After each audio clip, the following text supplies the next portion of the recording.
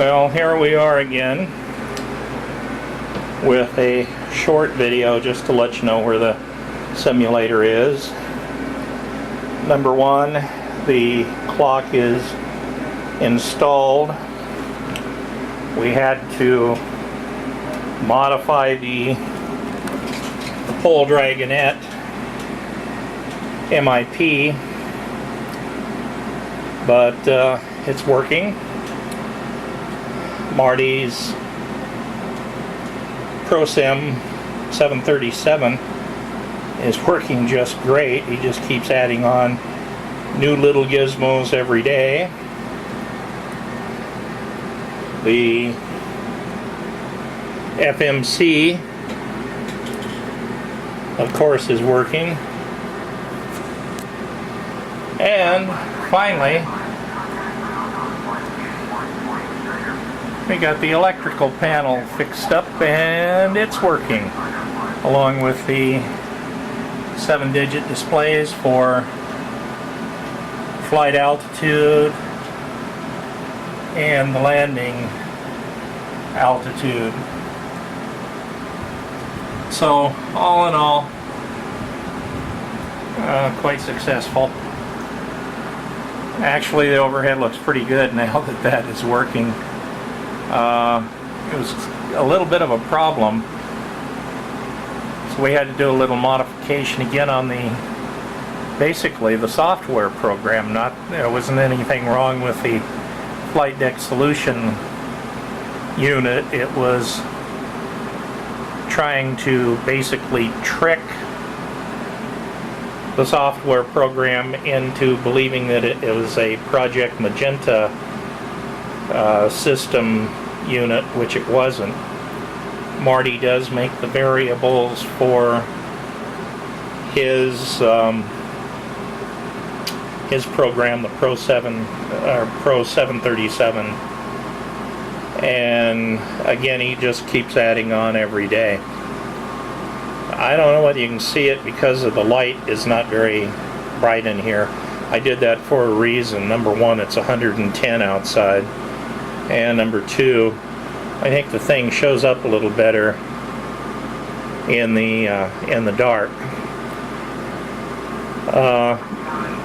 The unit's actually been sitting for a while. I have the actual projection system turned off because, again, it's very hot outside, and even with the air conditioner on, and you can probably hear it in the background, about the maximum I can get it down to is 82 degrees, which is where it is right now.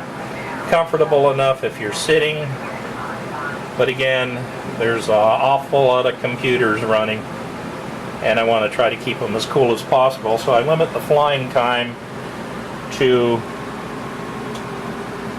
morning time before noon or evening time after 6 o'clock. The reason that these screens are off, this computer went into a sleep mode. If you're not working with it all the time, it will go into a sleep mode. This computer over here is off simply because the bus is off, and so when the aircraft actually starts and you throw the generator bus switch down, either one of them, it will activate that, and it will actually activate the rest of the lights I have connected to it. But until such time as that happens, the computer goes off, and as soon as you shut the engine down, again it goes off, pretty much like the real thing. So that's it for now. I'm seriously considering maybe going with, instead of a projection system, going with a couple of LCD screens, and that's only because they don't get hot, obviously. and I'm trying to keep the temperature comfortable because this room is not a large room at all. This simulator fits in it with nothing to spare. People keep asking me where I got this stuff at, and it's a Pole Dragonette, most of it. And they're in Poland, needless to say.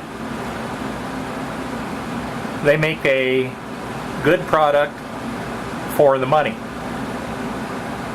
And all the wiring and stuff I did myself, although you can actually buy the forward overhead, which is what I'm panning on right now, and they will put it together for you with all the electronics and so forth.